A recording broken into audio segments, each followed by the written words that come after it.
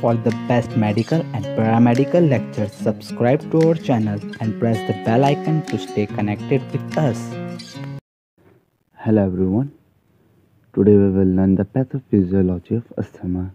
It is very simple. So let's begin.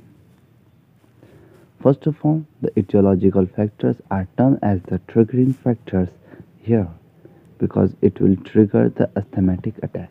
So those are air pollutants, pollen, viruses, allergens, cold air, dust, etc.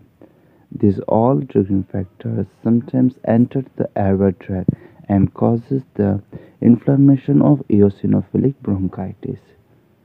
If this inflammation reoccurs and shows its recurrent episodes, then it would turn into chronic eosinophilic bronchitis.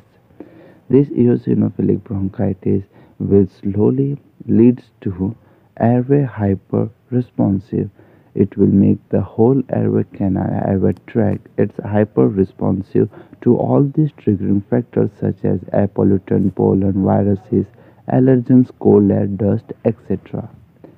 After becoming the hyper-responsive, the symptoms like chest tightness, dyspnea, wheezing, sneezing, coughing, etc. are seen frequently. This will lead us to know that the patient is suffering from asthma.